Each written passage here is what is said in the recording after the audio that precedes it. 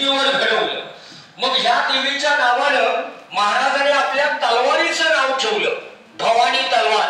ही जी तलवार आहे ही होती प्रतापगडावर आणि महाराज राहत होते रायगड.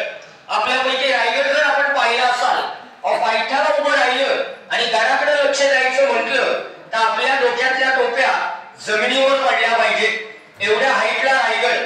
मग महाराजांनी त्याला राजधानीचा गड बनवला. 25 वर्ष राज्य केलं आणि राजांचा राज्याभिषेक हा रायगडावर झाला. शिवाजी राजा वारले पण रायगडावरच.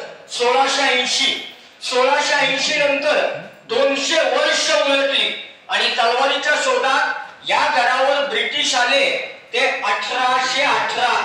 जोपर्यंत तलवार सापडत नाही, ब्रिटिशांनी काय केलं की आपली हत्यारं वापरली आणि आपलाच गड पूर्ण उद्ध्वस्त केला. म्हणजे जो प्रतापगड किल्ला आपण पाहत आलोय हा खरं ब्रिटिशांनी लुटलेला गड. म्हणून गडावर जुनी मंदिर आणि गडाची भिंत एवढं शिल्लक राहिलं. महाराजांची भवानी तलवार आजही आहे. तुम्हाला कुणी काही म्हणो, तलवार भारतामध्ये नाहीये, ती कुठे? लंडन. चोर बाजार. चोर बाजार का? तर आपल्या भारतातल्या मौल्यवान वस्तू चोरून नेल्या आणि तिथे म्युझियम केलं. लंडनच्या ब्रिटिश म्युझियमला जी तलवार आहे ही छत्रपती शिवाजी राजांची भवानी तलवार. आता इथे आतमध्ये गेला लक्षात येते बघा, दगडी मंदिर जुने जे राजांनी स्वतः बांधले. मी तुम्हाला म्हटलं की राणा लोक राजांच्या मावळ्यांचे वंशज, मग शिवाजी राजांचे पण वंशज आहेत. सातारची गादी आहे उदयनराजे भोसले, त्या फोटो समोर लावलाय बघा फेटावाला. मग ह्यांच्या ताब्यामध्ये हा प्रतापगड आहे आणि हे पुढचं मंदिर ते बांधताय. इथून आत गेला ना की नव्या रूम मध्ये लक्ष टाका, देवीची पालखी आहे, तोफेचा गोळा आहे आणि स्टँडवर अडकवलेली तलवार. ही तलवार कोणाची आहे? शिवाजी राजांनी स्वराज्य घडवलं.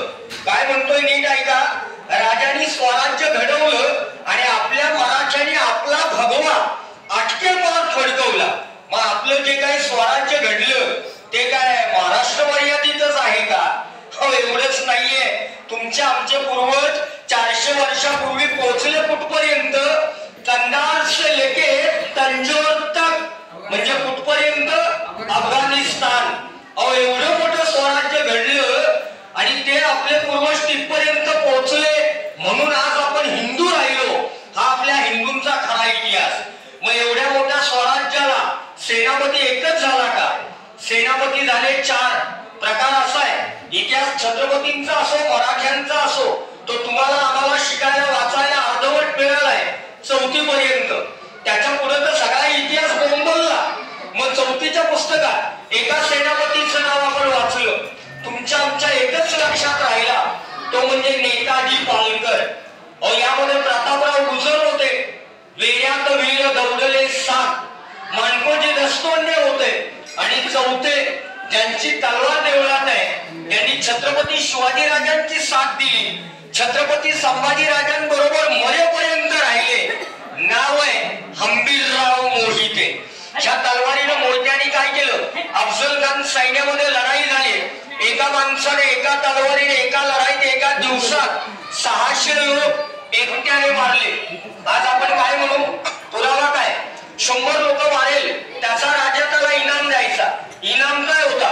तलवारीच्या पात्यावर इनाम होता तो 1 स्टार. आपल्या काळामध्ये मिलिटरीच्या शिपायाच्या खांद्यावर मेडल देतात. ही तलवार बघाल, इथं 3 खूण आहे, या टोकाला मागे 3 आणि कॉलरवर सुवर्ण अक्षरात लिहिलेलं नाव.